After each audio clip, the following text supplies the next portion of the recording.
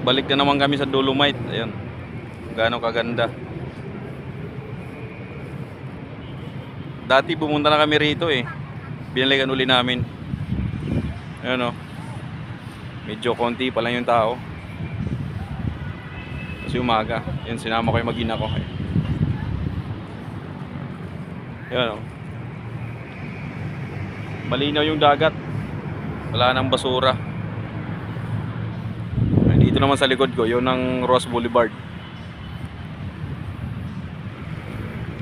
Yan o. Gaano kaganda. Laging binabalikan to dito ng mga ano eh. Mga turista eh. Kasi white sand. May mga isda nga sa ibabaw. Yan. Ito yung anak ko, kasama ko.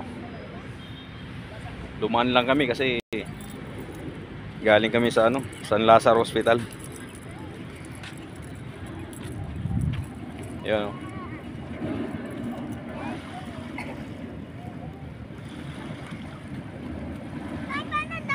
Barko. Nasa dulo. Dami barko? Yan. Kita mo naman, no.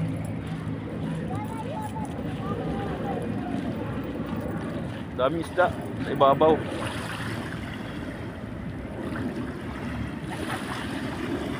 Pag malinis talaga, maraming pumupunta rito eh. Napahangin, makaka-relax ka rito.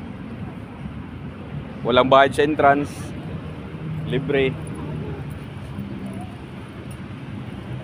Ayun.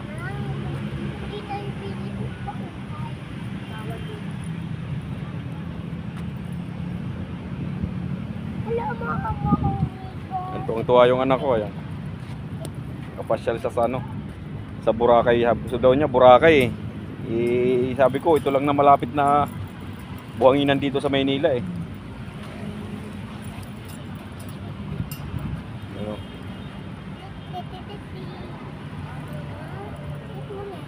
Oh, Ping, dali. Ayan oh. Tuwang-tuwa. Dahil nakapaks ang buhangin. Puro kasi simento yung napakan eh.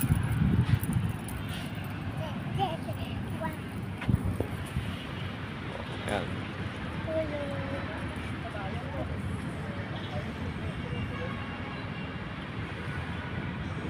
Magmuni-muni lang kami dito. Papa, bili tayo pa ukay. Okay? Wala namang bilhan pang ukay dito eh. Ano ka lang, kamay na lang, kamay. Kamay.